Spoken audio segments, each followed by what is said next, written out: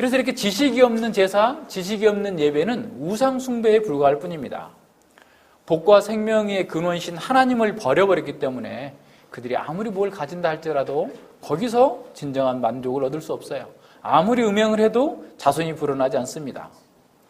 하나님에 대한 살아있는 하나님의 신앙을, 여호와 종교를 성전 종교로, 죽은 종교로 타락시켜버린 제사장과 그 백성들은 그들이 소유한, 지금 현재 소유한 그 축복마저도 앞으로 20, 30년 내에 다 잃어버릴 거예요. 오히려 발가벗겨진 채로 옆거리처럼 다 엮여가지고 수치를 당하면서 이방 땅에 노예로 팔려갈 상황입니다. 이 상황에 지금 말씀을 전하고 있어요. 그럼에도 사람들은 듣지 않습니다. 풍요와 번영에 대한 열망이 가득한 우리 시대의 교회를 한번 생각해 봅시다. 그런 교회에서 인기 있는 강사는 목사가 아니에요. 누구겠어요?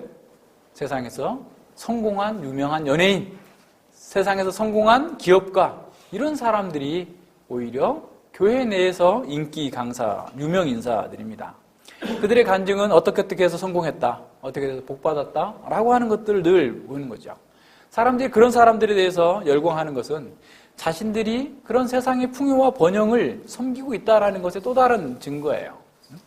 자신들의 성공에서 안정과 평화를 사람들이 추구하지만 사실 그들의 내면 속에는 황량합니다. 아무것도 없어요. 이혼하죠. 온갖 간음하고 이상한 짓 하고 다니는 거예요. 하나님의 심판이 그들의 마음에 임했기 때문에 그들은 그 현재 아무리 많이 성공했어도 그것 가지고 행복해하지 못합니다.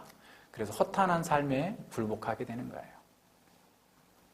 많은 육신적인 대형교회 목사들이 실족하는 이유, 간음하는 이유가 뭐냐면 그걸 만족이 안 돼요. 하나님 안에서의 그 하나님의 부유하심을 맛보지 못하기 때문에 세상의 그런 허접한 것들 가지고 결코 만족을 못하기 때문에 그런 극단적인 죄로 빠져들을 수밖에 없게 되는 거예요. 하나님을 인정하지 않는 곳에서의 번영과 축복은 그 축복이 아닙니다. 오히려 저주예요. 세상에서 성공을 얻는다 할지라도 그것은 그 자신을 하나님께로부터 분리시키는 상황으로 나아가게 됩니다. 이럼에도 불구하고 많은 사람들이 아직도 이런 사람들을 추종하고 있어요. 수많은 사람들이 아주 모닥불에 피워진 모닥불에 하루살이가 날려드는 것처럼 그렇게 날아가고 있습니다. 많은 사람들이 계속 몰려와요. 계속 그런 교회에는 그런 결과로 11절과 15절에 보면 만연한 혼합주의에 빠진 그 예배를 고발하고 있습니다. 하나님의 말씀을 맡은 자들이 자신의 의무를 태만히 할 때 그 결과는 아주 치명적으로 나타납니다. 자기 번영에만 관심을 보이는 제사장들에게서 보고 배울 수 있는 건 다 뭐겠어요? 그저 무슨 방법으로든 성공만 하면 된다, 이런 거 아니겠어요? 하나님의 말씀을 바르게 가르침받지 못한 사람들 속에는 사실은 당연히 세상을 우상으로 섬기고 세상의 번영을 섬기는 우상 숭배에 빠져나가는 것은 너무나 당연한 귀결이죠. 그래서 말씀이 없는, 하나님의 지식이 없는, 하나님을 아는 지식이 없는 이스라엘은 가나안 종교와 바알 종교, 여호와의 신앙을 구별하지도 못해요. 완전히 혼합주의예요. 혼합주의에 빠져 있어요. 그러니까 앉아서 여기 와가지고 예배는 드리고 있지만 그 마음은 세상을 섬기고 있고 바알을 섬기고 있는데도 자기는 하나님을 섬기고 있다라고 생각하는 거죠. 그러니까 바알과 하나님을 동일시함으로써 가나안의 풍요제의를 여호와의 종교로 받아들이고 있는 겁니다. 이러한 혼합주의에 빠져 있는 사람들을 향하여서 하나님께서 심판을 선포하시는 거예요. 11절 이하에 보면 음행과 묵은 포도주와 새 포도주가 마음을 빼앗는다. 단순히 그냥 축제에서 술 많이 먹는 걸 얘기하고 있는 게 아니에요. 바알화된 여호와의 제사 가운데에서 포도주의 축복을 즐기는 그러한 고발을, 그러한 축제를 고발하고 있는 거예요. 세상의 번영을 갈망하는 이스라엘은 생명의 근원이신 하나님을 잊어버리고 또 하나님을 섬기면서도 바알처럼 우상처럼 섬기고 있는 그 상태를 보여주고 있는 겁니다. 포도주에 취해서 땅의 축복을 갈망하면서 마음의 판단 능력까지 상실해버린 거예요. 마음의 지정의가 온전히 바른 판단을 하고 의지적인 행동을 통해서 하나님께서 원하시는 것을 해나가야 되는데 이들은 세상의 풍속, 세상의 풍요, 번영에 마음을 빼앗긴 나머지 삶의 방향 감각을 상실해버렸음을 보여주는 겁니다. 그들은 하나님과 바알을 구별하지 못하고 누가 역사의 주관자인지도 분별하지 못하는 상황까지 가게 된 겁니다. 이스라엘은 율법을 통해서 하나님의 뜻을 알고 어떤 어려움이 있다고 한다면 그들은 하나님께 나아가서 기도할 수 있는 그런 특권이 있어요. 성전을 향하여서 기도만 하도 하나님께 들어주시겠다고 약속하셨어요. 그런데 이들이 하고 있는 짓이 뭡니까? 12절에 보세요. 나무를 향하여 묻고 막대기는 저희에게 구하고 이렇게 얘기하고 있어요. 나무와 막대기에게 신탁을 구해요. 이런 상황까지 갔어요. 네, 우리말 번역에 빠졌는데 그들의 막대기, 그들의 나무예요. 그러니까 그들의 나무, 그것한테 묻는 거예요. 그것이 신이라는 거예요. 이게 얼마나 웃기는 겁니까? 이 사람들을 조롱하고 있는 거예요, 하나님께서. 나무 막대기에다가 신이라고 하는 권위를 부여해놓고 거기서 어떤 자신들의 어떤 삶의 어려움을 극복해 줄 수 있을 거다라고 생각을 하고 있는 거죠. 하나님 대신에, 생명의 하나님 대신에 생명이 없는 나무에다가 금 입혀놓고 뭐 입혀놓고 거기다가 묻고 거기서 어떻게 해야 될까요? 하고 있는 이런 어리석은 상태를 보여주는 거예요. 이거 아마도 아세라상이나 뭐 드라빔이나 등등의 많은 그런 신목이라고 해요. 신목. 그 이스라엘 나라의 상수리 나무가 굉장히 잎사귀도 풍성하고 산 높은 곳에 많이 있어서 늘 보면 우상숭배를 상수리 나무 밑에서 합니다. 물론 꼭 우상숭배뿐만 아니라 드보라가 통치를 할 때도 이렇게 상수리 나무 밑에서 이렇게 하기도 하는데, 상수리 나무가 신이라고 하는 엘이라고 하는 그 동사의 여성형인 엘라예요. 똑같아요, 발음이.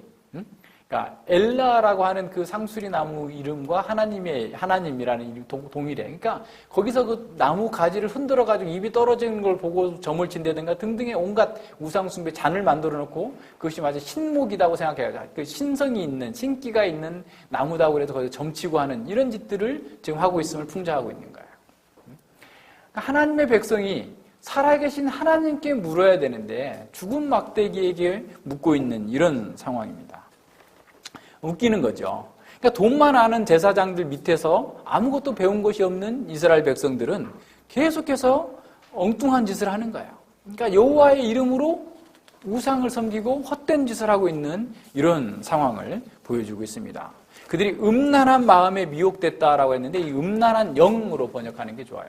음란한 영으로, 다시 말하면 혼합주의에 물들어서 풍요와 번영을 위해서라면 무엇이든지 가리지 않는 그런 사회적 풍토, 전체적인 분위기를 얘기하고 있는 거예요. 음란의 분위기가 사회에 가득 차 있다라는 거예요. 하나님의 율법을 잊어버리고 살아있는 신앙을 죽은 제사의 종교로 변질시킨 그 결과로 사람들은 거리낌 없이 우상 숭배에 빠져드는 거죠. 지식이 없기 때문에 백성들은 우상이 무엇인지 그냥 그렇게 하면 안 되는지 어쩐지도 모르고 그냥 빠져드는 거예요. 제사장들의 부패가 백성들을 정말 하나님께로 인도하고 하나님의 보호를 받도록 해야 되는데 오히려 완전히 하나님을 떠나서 온갖 혼합주의의 음탕한 우상의 영에 사로잡히는 상황에 빠지게 된 겁니다. 13절에 보면 사람들은 더 높은 곳에 산에만 가서 무조건 제사 드리는 거죠. 그러니까 일반적인 그 세상 종교에서는 높은 곳이 하늘과 가까우니까 그곳에 가면 더 기도를 잘 들어줄 거다 라고 하는 생각을 하는 것처럼 이스라엘 백성들도 그와 같은 생각을 하는 거예요. 그래서 풍요와 다산을 상징하는 그런 나무 밑에 가가지고 나무 잎사귀가 많으면 풍요로울 거다라고 해가지고 거기 가서 제사하고 희생제물을 드리고 기도하고 있는 이런 상황입니다. 그러니까 이러한 혼합주의가 이스라엘 속에 아주 그냥 만연해 있는 상태가 됐고 오히려 제사장들마저도 이런 바알 제의와 여호와의 제의를 구별하지 못하는 상황까지 돼버리는 이런 상황에 처해 있는 것이죠. 그들이 여호와의 이름으로 여호와를 부르면서 제사하고 기도했지만 실상은 바알을 숭배하고 있었던 겁니다. 이런 음란한 영에 중독된 사람들은 육체적인 간음으로 필연적으로 연결되게 돼 있어요. 영적인 간음은 하나님을 떠난 사람들이 결국 자기 추구해서 자기가 더 행복하고 자기가 만족하겠다라고 하는 것이잖아요. 그렇기 때문에 영적인 간음을 하는 사람, 다시 말해서 하나님께 대한 순결한 신앙을 갖고 있지 않는 사람들은 필연적으로 육체적인 간음으로 나가게 돼 있어요. 그러니까 흔히 뭐 요즘에도 어떤 그 목사를 징계하지 못해가지고 이제 뭐 서명까지 받고 막 이럴 정도로 우리 지금 교단이 뭐 엉망이 돼 있는 상황인데 그게 문제가 아니에요. 더 큰 문제는 뭐였어요? 영적인 간음의 문제예요. 그 사람의 메시지와 그 사람의 설교 속에서 이런 우상이 가득 차 있음을 사람들이 파악하지 못해요. 분별하지 못해요. 그게 더 큰 문제예요. 그것을 드러낼 수 있는 사람이 없어요. 모든 게 마찬가지입니다. 여러분이든 저든 어느 누구든 간에 하나님께서 우리를 붙들어 주시지 않고 우리가 하나님으로 만족하지 않는다면 끝은 이거예요. 끝은 간음으로 나가게 될 수밖에 없어요. 14절에 보면 딸들, 며느리들 간음하는 것으로 나오죠. 그러나 이 딸들과 며느리들을 간음에 대한 고발은 사실은 그 시아버지와 아버지에 대한 고발이에요. 왜냐하면 이 고대의 딸과 며느리는 그 가장인 아버지 또는 시아버지의 권위 아래에 있기 때문에 그들이 방조하지 않고서는 이렇게 할 수가 없어요. 그러니까 시아버지, 아버지가 맨날 이런 간음하고 어떻게 보면 이런 성전 창기들과 음행을 하고 손 우상 숭배하고 세상의 번영을 추구하기 위해서 뭐든지 수단 방법을 가리지 않고 있는 그런 상황에서 딸들과 며느리 배운 것이 그거밖에 없는 거예요. 쉽게 말하면. 자연스럽게 따라가는 상황이 돼버린 거예요. 그것을 지금 고발하고 있는 거예요. 남자들은 계속해서 더 악한 상태로 빠지게 되죠. 여호와의 이름으로 가서 성전 창기들과 하나가 되는 이런 상태입니다. 그래서 깨닫지 못한 백성을 패망하리라 라고 말씀해요. 하나님을 아는 지식이 없는 백성들은 결국 패망하게 될 것입니다. 하나님을 아는 지식이 없기에 자신이 예배하는 신이 여호와가 아니라 바알이라는 것을 깨닫지도 못하는 사람들은 결국 멸망을 당할 거다라는 거예요. 15절에 보면 갑자기 이스라엘의 우상숭배를 고발하다가 유다에 대한 권면이 나옵니다. 이스라엘아 너는 행음하여도 유다는 죄를 범치 말아야 할 것이니라. 너희는 길갈로 가지 말며 벳야민으로 올라가지 말라. 여호와의 사심을 가리켜 맹세하지 말지어다. 자, 하나님은 유다를 이스라엘로부터 분리시켜서 유다만이라도 범죄하지 말라라고 말하는 거예요. 여러분이라도 그렇게 하면 안 된다라는 거예요. 그러니까 하나님의 백성들, 다른 사람은 다 그렇게 살더라도 우리는 그렇게 살면 안 된다라고 말씀하고 있는 거예요. 이스라엘 백성들에게, 타락한 교회에게 하나님의 백성다운 삶을 기대할 수 없는 상황에서 하나님께서는 남은 자들에게, 유다에게 너희들은 그렇게 가지 말라. 길갈로 가지 말고, 원래는 베델인데 베델은 하나님의 집이라는 뜻인데 벳아원이라고 하는 것은 악의 집, 죄악의 집이라고 이름을 바꿔서 조롱해서 불러요. 그러니까 그들이 아까 우리 그 아모스 4장에서 얘기하고 있는 것처럼 그들이 길갈로 가서 베델로 가서 죄를 더하는 것처럼 지금 더 죄를 짓고 있기 때문에 이와 같은 표현을 쓰고 있는 것이죠. 여호와의 신앙에 옛 전통에 뿌리를 두고 있는 북왕국의 주된 성소인 이 길갈과 베델이 더 이상 여호와의 성소가 아니었어요. 죽은 전통만 남아있을 뿐 이제는 여호와께서 함께 하시지 않는 곳이 되어버렸고 가나안 풍요제의에 점령당한 길갈과 베델은 우상 숭배의 성소가 되어버린 것이죠. 그리고 여호와의 사심을 가리켜 맹세하지 말라라고 하는 것은 여호와의 이름과 바알의 이름이 막 혼동돼서 사용되고 있는 그 상황 속에서 너희들이 여호와의 백성다운 삶을 살지도 않으면서 여호와의 이름으로 맹세하지 말라라는 거예요. 그러니까 여호와의 이름으로 다신교 사회에서 여호와의 이름으로 맹세한다라는 것은 거의 신앙 고백과 같은 겁니다. 그런데 사실은 하나님께서는 너희가 여호와의 사심을 두고 맹세하라라고 했는데 오히려 그런 여호와의 백성다운 삶을 전혀 살지 않고 있는 사람들이 여호와의 이름을 빙자해서 잘못된 맹세에 자신의 신앙 고백을 하는 것 자체를 하나님께서 하지 말라라는 거예요. 그들의 삶이 전혀 드러나지 않고 있기 때문에 그런 거예요.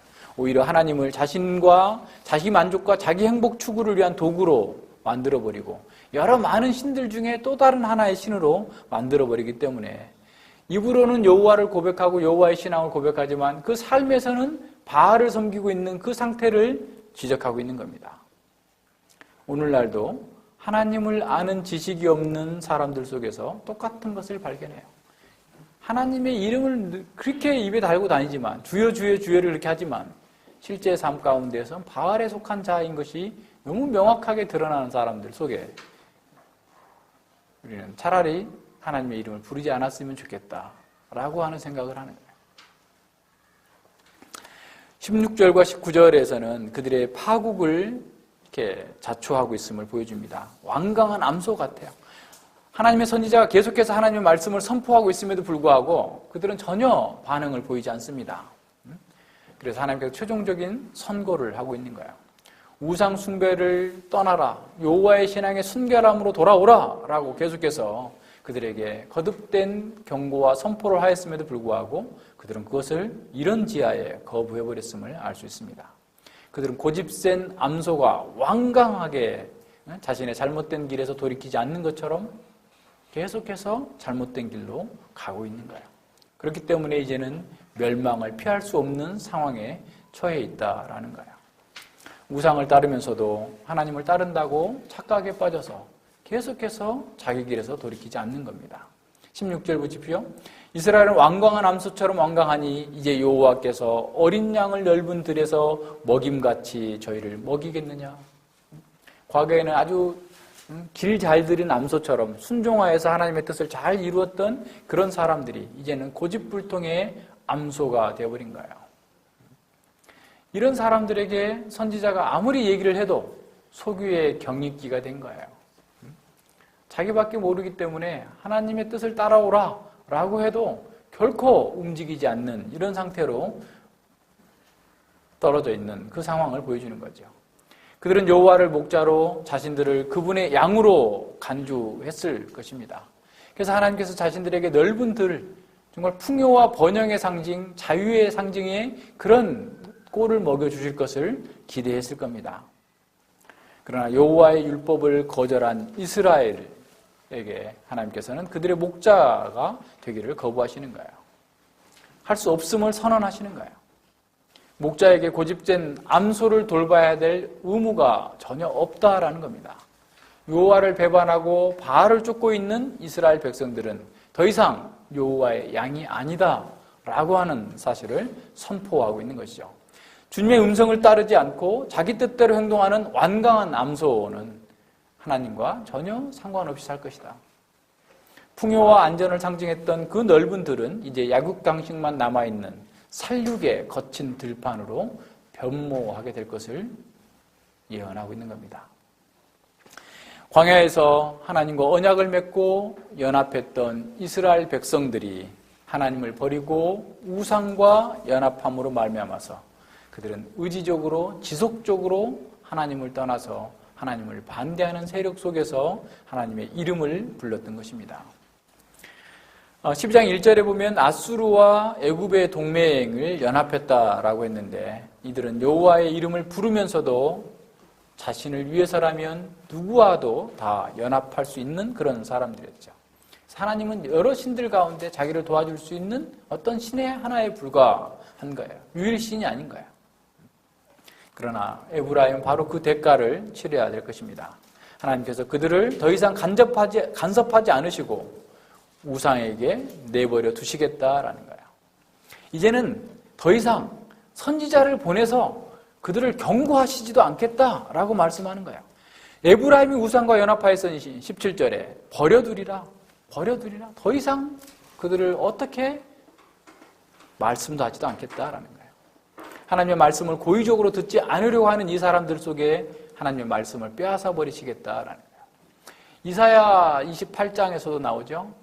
이스라엘 백성들이 계속해서 하나님의 말씀을 전해줘도 듣지를 않아요. 그래서 이사야 28장 11절에서 뭐라고 말씀하냐면 그러므로 생소한 입술과 다른 방언으로 이 백성에게 말씀하시리라. 다시 말하면 바벨론의 포로로 잡혀가가지고 철저하게 알아듣지도 못하는 사람들한테 주인들한테 두들겨 맞으면서 하나님의 말씀이 옳았어 라고 하는 사실을 깨닫게 하실 거다라는 거예요. 아모스 8장 11절에서도 아모스 선지자는 말씀을 계속해서 듣지 않고 거부하는 백성들에게 주 여호와께서 가라사대 보라 날이 이를 것이라 내가 기근을 땅에 보내리니 양식이 없어 주림이 아니며 물이 없어 가람이 아니요 여호와의 말씀을 듣지 못한 기갈이라. 하나님의 말씀을 아예 들려주지 않겠다라고 말씀하는 거예요.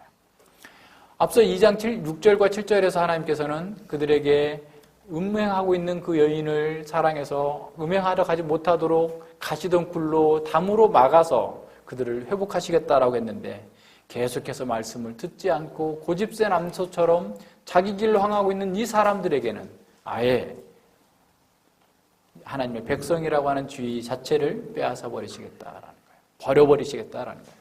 하나님께서 관심과 애정을 끊어버리시겠다라는 겁니다. 그래서 그들이 원하는 대로 살도록 내어버려 두시는 거죠.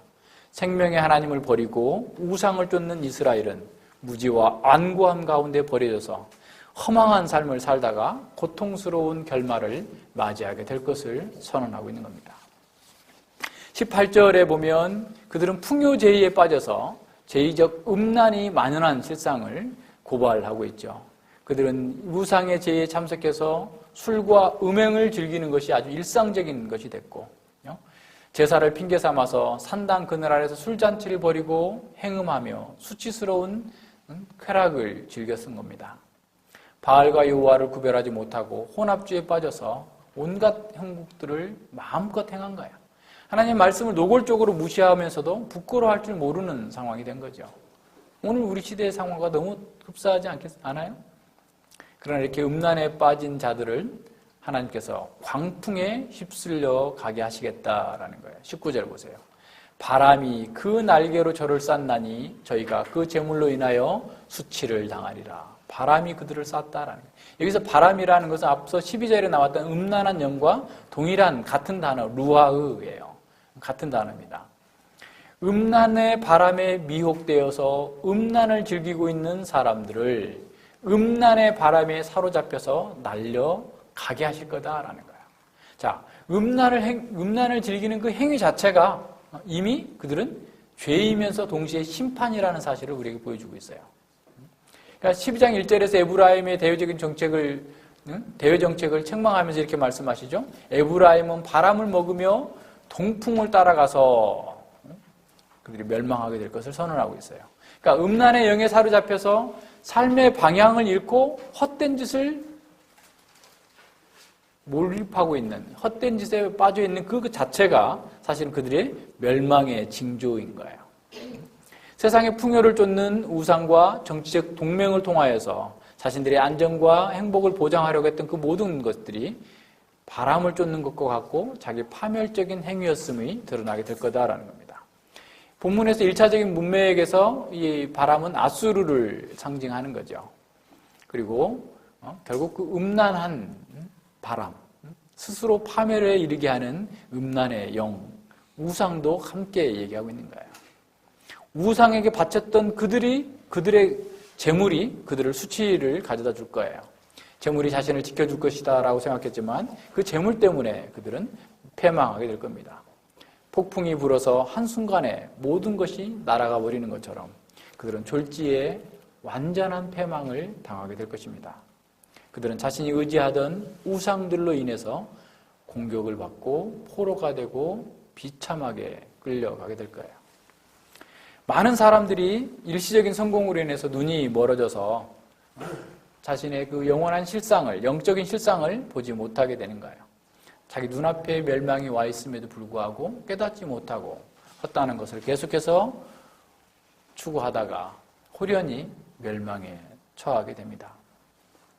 이스라엘 백성들은 스스로 번영으로 인해서 교만해져서 완강한 암소처럼 어떤 선지자가 어떤 말을 해도 듣지 않다가 결국 한 번의 바람에 모든 것이 휩쓸려 나가버리는 비참한 상태를 겪게 되는 겁니다. 인간의 교만은 대단한 것처럼 보이지만 그 하루아침에 없어지는 거예요. 에스더서에서 보면 하만은 모르드게를 달려고 가장 높은 장대를 만들어 두었지만 며칠 지나지 않아서 그 장대에 자기가 달리게 되었죠. 다니엘서 5장의 벨사살 왕은 예루살렘 성전에서 가져온 기물을 가지고 술을 마시면서 멋지게 파티를 하려다가 벽에 쓴 그 글씨 하나로 그는 모든 것을 잃고 영원할 것 같던 바벨론 제국은 그날로써 막을 내리게 된 거예요. 사람들의 교만은 하나님께서 한 번 보낸 바람으로 다 끝낼 수 있음을 기억해야 됩니다. 이스라엘의 멸망은 결국 지도자들의 부패와 무능에서 시작되었습니다. 그들은 여호와의 신앙을 제사로 한정시키고 왜곡시켰어요. 그저 제사만 드린다면, 예배만 드린다면 하나님께서 복을 주실 것이다 라고 가르쳤죠. 그들이 어떤 죄를 짓더라도 제사만 드린다면 하나님께서는 다 용서하실 뿐만 아니라 축복해 주실 것이다 라고 가르쳤던 것이죠. 제사를 통해서 죄가 자동적으로 용서된다면 그것은 치명적인 두 가지 결과를 낳습니다. 첫 번째는 뭐냐면 죄의식이 약화를 가져오는 거죠. 죄가 죄라는 의식마저도 희미해지고 죄에 대해서 크게 신경 쓰지 않아도 돼요. 속죄 제물로 양 한 마리 정도 드리는 희생을 감수한다면 어떤 짓을 해도 상관없다라고 여기는 거죠. 죄에 대한 이런 무차별적 관용은 죄의 심각성을 인식하지 못하게 하는 거예요. 죄의 값은 사망이라는 사실을 기억하지 못하게 합니다. 죄를 멀리하고 율법에 신실하기 위해서 힘써 싸우는 것은 쓸데없는 낭비라고 얘기하고, 그것은 행위구원 아니야? 이렇게 얘기하는 거예요, 사람들이. 오늘 우리 시대에 그렇잖아요? 예배만 드리면, 헌금만 하면, 만사 오케이.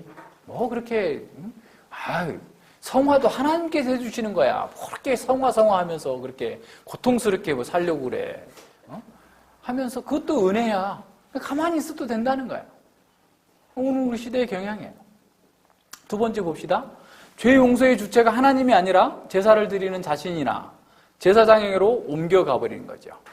단지 제사만 드리면 용서와 축복이 자동적으로 주어진다면 성전과 제사장의 역할이 비정상적으로 확대되는 거예요. 그것 때문에. 만약에 제사장이 율법을 가르쳤다면 사람들은 제사장에게 이처럼 맹종하지 않아요. 그에게 큰 권위를 부여하지 않습니다. 잘 보세요. 우리가 레위기에서 여러 가지 규정들을 이렇게 가르쳐 주잖아요. 근데 그 많은 규정들을 가르쳐 주는데 다 제사장에게 속한 거예요. 그런데 일반 백성들이 왜 가르쳐요? 제사장이 이렇게 하는 것만 따라가라는 거예요. 무슨 말인지 알겠어요? 제사장의 역할, 제사장이 하는 일들을 일반 백성들에게 다 공개하는 거예요. 비밀스러운 게 아니에요. 제사장들이 하는 일인데 왜 백성들이 알아야 돼요? 백성들이 그러한 바르게 권위를 사용할 때 제사장에게 순종하고 제사장을 돕는 역할을 하는 것이지, 만약에 그러한 방식에 떠나 있으면 순종하지 않아도 된다. 제사장이 이건 나만 아는 비밀이니까 너희들은 내가 안 한 대로 하지 못하게 한 거예요. 공개적인 거예요. 오늘도 하나님 말씀을 목사만 알고 있다면 어떻게 되겠어요? 중세시대에 그랬어요. 근데 그 사람 나중에 목사들도 모르죠. 신부들도 몰라요. 하나님 말씀이 뭔지. 하나님의 말씀을 알아야 그 말씀에 따라서 합당하게 질서를 존중하고 서로 하나님의 뜻을 이루어가는 것이지, 모르면 이와 같은 상황이 되는 겁니다. 제사장은 자신에게 마치 죄 용서의 권한이 있는 것처럼, 자신만이 사죄와 축복을 줄 수 있는 그런 샤만인 것처럼, 주술사인 것처럼 그렇게 행동하게 되는 거죠.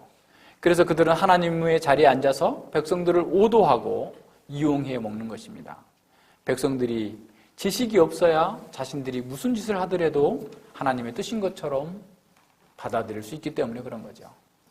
자신들의 말을 하나님의 말씀인 것처럼 속일 수 있으려면 백성들이 무지해야 되기 때문에 그래요. 오늘날 우리 시대의 교회와 같지 않아요? 사람들이 교회에 오래 다녔지만 하나님에 대해서, 인간에 대해서 전혀 알지 못해요. 역사에 대해서, 세상에 대해서 피상적으로 알아요. 세상처럼 똑같이 살고 있으면서도 그것이 기독교적인 삶이라고 생각을 하는 겁니다. 그렇게 교회를 오래 다녔어도 교회에 나오기 전이나 후나 삶의 방식이 똑같아요. 달라진 게 없어요. 추구하는 목표가, 인생의 목적이 세상과 동일해요. 세상 사람도 달라진 게 없어요. 그러면 그 사람에게 있어 구원은 뭐예요? 세상에서 잘 먹고 잘 사는 거예요. 그리고 혹시 모르니까 보험 드는 것처럼 지옥 가면 안 되니까 교회 나오는 거야. 이런 식이 돼버린 거예요. 이것을 잘 아는 영특한 목사들은 사람들이 어떤 짓을 해도 하나님께서 죄를 용서해주고 회개 없이도, 네가 회개하지 않아도 너 있는 그대로 그 자체로 하나님께서 너를 사랑하신다라고 얘기하는 거예요. 사람들이 이렇게 값싼 은혜를 전하는 목사들에게 몰려가고 열광하는 거예요. 그래서 자기 정욕의 만족을 얻기 위해서 그러한 교회에 사람들이 많이 모이게 되는 겁니다. 세상의 풍요와 번영을 추구하는 사람들은 결국 음란의 영에 사로잡혀 있음이 얼마 가지 않아서 드러나게 될 것입니다. 그들의 번영과 성공은 축복처럼 보일지 모르지만 실상은 심판이 이미 진행되고 있음을 알아야 합니다. 왜냐하면 하나님께서는 우상과 연합한 자들을 버려두십니다. 그들의 당장의 성공은 기뻐할 줄 모르지만 그 성공으로 인해서 영원한 생명과 안정과 풍요에서는 멀어지게 됩니다. 이스라엘 백성들이 여호와는 나의 목자라고 노래를 불렀던 것처럼 오늘날 많은 사람들도 여호와는 나의 목자라고 주장합니다. 그러나 여호와를 나의 목자라고 부르는 것 자체가 그들을 넓은 들로 인도해 주실 것이라고는 보장이 없었어요. 예수님께서 이렇게 말씀하셨죠. 요한복음 10장 27절에서 내 양은 내 음성을 들으며 나는 저희를 알며 저희는 나를 따르리라. 예수님의 음성을 듣지 않는 사람, 예수님의 말씀을 따르지 않는 사람에게 예수님께서도 더 이상 그의 목자가 아니다라고 말씀하시는 겁니다. 여호와를 아는 지식이 없는 형식적인 신앙은 구원 없는 참된 신앙이 아닙니다. 형식적인 신앙은 경건의 모양은 있지만 경건의 능력, 경건의 실체를 부인하는 것이죠. 형식적인 신앙도 다양한 부류가 있습니다. 어떤 사람들은 교회 예배에 열심히 참석하죠. 그렇지만 하나님을 아는 지식이 없어요. 어떤 사람은 이론적으로 개혁신학도 하고 등등의 복음을 알고 좋아합니다. 그런데 그것이 전부예요. 그들에게 실천적인 경건의 능력은 없고 그 지식을 통하여서 하나님을 기쁘시게 하는 게 아니라 자기를 기쁘게 하고 다른 사람을 정죄하는 데 능한 사람들이에요. 그림 속에서 활활 타오르는 불이 우리를 따뜻하게 해줄 수 없는 것처럼 그와 같은 형식적인 신앙으로는 참된 평안과 안식을 얻을 수 없어요. 하나님과 진정한 관계가 없기 때문에 그런 거예요. 그래서 형식적인 신앙은 무익할 뿐만 아니라 해로운 것입니다. 그래서 우리는 죄를 두려워하고 피하듯이 형식적인 신앙을 경계하고 피해야 됩니다.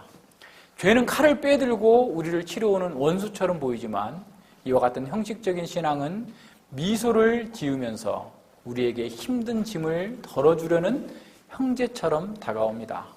그러나 둘 다 목적은 한 가지예요. 우리의 영혼을 파멸로 이끄는 것입니다. 그 둘 중에 형식주의가 훨씬 더 위험하죠. 훨씬 더 파괴적인 겁니다. 형식적인 신앙은 우리의 마음을 굳어지게 하고 점점점 완악하게 만들어요. 세상을 섬기면서도 그것이 죄인지도 모르게 만드는 거죠. 그러나 형식적인 신앙이 위험하다고 해서 신앙에서 형식 자체가 필요 없다라고 말하는 것은 아닙니다. 우리는 극단에 치우치지 않도록 조심해야 돼요. 칼을 사용하는 사람이 잘못되기 때문에 칼이 필요 없어야 된다. 자동차가 사고 나기 때문에 자동차가 없어야 된다라고 말하는 사람은 어리석은 사람인 것처럼 교회에서 공예배에 참석하고 교회의 여러 가지 일들에 참여하는 그런 형식이 있어야 돼요. 우리 자신을 하나님께 전체로 헌상을 한다라고 했으면 헌상을 하는 그 대표로서의 형식으로서 헌금이 있어야 되는 거예요. 그냥 개혁교회니까 헌금 안 해도 되고 개혁교회니까 뭐 그냥 이렇게 대충 해도 되고 그런 게 아니에요. 헌금의 양도 정해진 건 없지만 자신의 전체를 대표할 수 있는 만큼이어야 돼요. 그래서 그것이 10분의 1이에요. 그러니까 신약교회에서 10분의 1을 명하고 있지는 않지만 우리 자신의 전체를 드릴 수 있는 것에 대표를 해야 돼요. 나를 대표할 수 있는 만큼이 돼야 된단 말이에요. 쉽게 말하면. 그런 의미에서 우리는 연보하는 거예요. 형편이 안 되면 덜 할 수도 있고 더 할 수도 있지만 어쨌든 우리를 대표한다라는 그 형식이 늘 있어야 된단 말이에요. 헌상에도. 모든 면에서 마찬가지예요. 자, 보세요. 그죠? 그러니까 성도의 교통에 참여해야 돼요. 모이기를 힘써야 돼요. 이렇게 내일 또 우리 모여야 되는데 어떤 형식으로 빠지면 안 돼. 같이 모여야 돼요. 예. 모이는 이런 형식들이 늘 같이 있어야 됩니다. 예. 보세요. 언약궤를 부주의하게 다뤘던 웃사는 죽었지만 언약궤를 합당하게 다루었던 오벳 에돔의 집은 복을 받았어요. 그래서 어떤 청교도 목사님이 이렇게 말씀하셨습니다. 형식적인 신앙이 전부인 사람은 유선자다. 그러니까 형식만 있는 사람은 유선자라는 거예요. 하지만 형식이 없는 자는 무신론자다라는 거예요. 형식이 우리를 구원하는 것은 아니지만 우리는 형식을 무시해서는 안 되는 겁니다. 자, 개혁교회는 성경 전체를 가르칩니다. 교회의 강단에서 인간의 부패성과 죄에 대해서 준엄하게 경고하고 고발합니다. 예배에 참석하면 만사형통이라고 말하지 않고 삶을 통해서 예배를 완성하라라고 요구합니다. 자기 추구가 아니라 하나님의 영광을 추구하고 자기 중심이 아니라 하나님 중심, 교회 중심적 삶을 살도록 요청합니다. 역사 전체를 조망하면서 현세의 물질적인 것, 현세적인 것, 그런 삶의 허구를 볼 수 있도록 보여줍니다. 자기를 위해 살라고 하는 것이 아니라 자기를 부정하고 주님을 위해 살도록 아주 강청하는 거죠. 호세아 시대에도 많은 선지자, 많은 제사장들이 활동했어요. 이스라엘 사람들이 선지자가 없어서, 제사장이 없어서 지식이 없었던 게 아닙니다. 당시 제사 제도와 종교는 얼마나 번영을 누렸습니까? 그러나 앞에서 본 것처럼 자신에게 주어진 직무를 태만히 하고 무능했다고 한다면 누구도 도울 수 없어요. 더뿐만 아니라 그들은 사악하게도 하나님의 공적인 직무를 자신의 사역을 추구하는 수단으로 삼았다라는 겁니다. 성경을 연구하지도 않고 성경을 가르치지도 않았어요. 그 결과 사람들은 무지에 빠져서 무지에서 벗어날 수 없는 상태가 된 거죠. 그런 사람들을 제사장들이 이용해서 자기 만족과 자기 권력을 추구하고 있는 이런 상태입니다. 오늘날도 목회자들이 하나님의 뜻이 아니라 자기 사람들을 만들어내고 하나님의 백성이 아니라 자기 백성을 만들고 자기 교인을 만들고자 하는데 혈안이 돼 있어요. 교인들이 듣고 싶어하는 얘기를 들려주는 거죠. 인간의 욕구를 충족시키기 주는 것이 마치 자신의 의무인 것처럼 사람들의 욕망을 충족시키기 위해서 성경을 인용하지만 그 성경 전체가 무엇을 의미하고 있는지를 가르치지 않는 거예요. 성경 공부를 통해서 하나님의 뜻을 알고 하나님의 말씀의 인도함을 받는 것이 진정한 신앙임에도 불구하고 어떤 목사들은 성경 공부는 할 필요 없고 그냥 예언받고 방언하고 환상을 보고 꿈꾸고 내 마음에서 이렇게 하나님께서 인도해 주셨다. 이러한 상태가 편만해요. 일부가 아니에요. 지금 너무나 많은 50% 이상의 교회들이 그런 짓들을 하고 있어요. 하나님의 말씀보다 꿈에서 봤다, 뭔가 마음에 감동을 주셨다, 보여주셨다, 온갖 얘기들이 난무하고 있어요. 아예 이제 예언자 학교까지 있어요. 이런 상황입니다. 점치는 학교가 있어요. 그런 목사들은 하나님의 말씀의 권위를 인용해서 자신의 권력을 세웁니다. 자신이 하나님의 자리에 앉아서 값싼 은혜를 남발합니다. 에레미야 선지자가 이상하다, 정말 이런 일이 어떻게 있느냐라고 하는 일들이 오늘 우리 시대에도 있어요. 2700년 전에 있었던 탄식이 지금도 있어요. 이 땅에 기괴하고 놀라운 일이 있도다. 선지자들은 거짓을 예언하며 제사장들은 자기 권력으로 다스리며 내 백성은 그것을 좋게 여기니 그 결국에는 너희가 어찌하려느냐.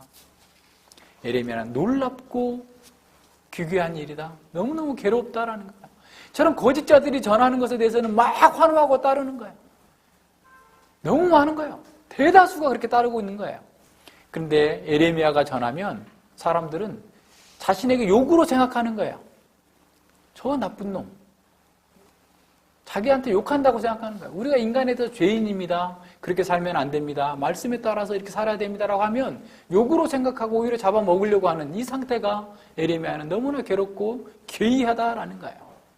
이런 일들이 오늘 우리에게도 있어요. 하나님의 사람에게 가장 큰 복과 영광은 하나님의 말씀을 받고 그 말씀을 따라 사는 거예요. 목사는 하나님의 말씀을 연구하고 그 말씀을 공적으로 선포하는 일에 전념하도록 부르심을 받았어요. 하나님의 부유하심을 먼저 맛보고 그 부유하심을 교회에 함께 누릴 수 있도록 최선을 다해서 일하는 것이 목사의 임무이고 그것이 목사의 영광이에요. 칼빈 선생님은 디도서 2장 15절을 설교하면서 이렇게 말씀합니다. 하나님의 말씀이 권위 있게 그리고 명령형으로 설교되는 것을 견딜 수 없어 하는 자들은 곧 다른 새로운 복음을 만들어내고야 말 것이다. 좋은 말만 듣고 싶어 하는 거죠. 왜냐하면 우리는 이곳 디도서 2장 15절에서 언급된 것 누구든지 이렇게 되어야 한다. 명령형이에요. 이쪽으로 가야 한다. 라고 하는 명령형이 주어지고 있다는 거예요. 이렇게 말하지 않고는 하나님의 백성들을 가르치기는 불가능하다는 말을 우리는 듣고 있기 때문에 그렇다는 거예요. 그러니까 부드러운 말만 해가지고 사람들이 안 바뀐다라는 거예요. 이렇게 때로는 강력하게 말하라. 앞서도 바울이 디모데 목사에게 조심 없이 말라, 강력하게 말하라 라고 했던 것처럼 그렇게 전해야만 하나님의 백성들에게 안전하다라는 거예요. 이사야 선지자들은 좋은 말만 해달라고 하는 사람들에 대해서 이렇게 고발하고 있어요. 그들이 선견자에게 이르기를 선견하지 말라. 선지자에게 우리에게 정직한 것을 보이지 말라. 부드러운 말을 하라. 거짓된 것을 보이라. 다시 말하면 축복만 전하라. 왜 자꾸 죄인이라고 그러느냐? 스트레스 받게 우울하게. 좋은 말 좀 해줘라. 여러분 한 주 동안 얼마나 고생하셨습니까? 하면서 자기 사람들을 위로해줘야지. 왜 자꾸 내 심상을 그냥 다 뚫고 보면서 그냥 다 드러내십니까? 그렇게 좀 하지 말라 라고 하는 거예요. 모든 시대의 사람들이 그래요. 우리의 부패성이 그렇습니다. 인간이 이게 인간이에요. 자, 한번 생각해 봅시다. 우리가 누구인가? 우리는 누구와 연합한 사람인가? 정말 하나님의 말씀으로 자기를 부인하도록 요구하는 사람과 연합되어 있는가? 아니면 사람의 문제는 자존감의 문제야. 자존감을 높여야 된다라고 떠드는 사람들과 연합해 있는가? 그런 교회에 속해 있는가? 하나님의 말씀으로 세속의 문화와 형식적인 신앙의 위험을 경고하는 사람과 연합해 있는가? 그런 교회 속에 우리가 있는가? 아니면 세상의 것은 좋아. 영화도 보고 우리 단체 영화 관람도 하고 드라마도 보고 등등의 이런 좋은 것들 다 갖다 해야지 라고 하는 사람들과 연합해 있는가? 하나님의 말씀으로 역사 전체를 조망하면서 텔레스코핑의 방식으로 우리가 이 역사 가운데서 이 현실 세계를 어떻게 뚫고 나가고 어떻게 승리할 것인가를 보여주는 사람과 연합해 있는가? 아니면 현실의 영광만 보고 땅에 있는 것들만 관심을 갖고 살다가 가는 사람들과 연합해 있는가? 우리는 누구랑 같이 있기를 원하는지 한번 생각해 보세요. 누가 하나님 편에 선 사람입니까? 누가 하나님 편에 선 교회입니까? 당신은 누구와 함께 있기를 원합니까? 참된 신앙을 선택해야 되는 것. 그것은 우리 각자에게 달려진 문제예요. 같이 기도하겠습니다.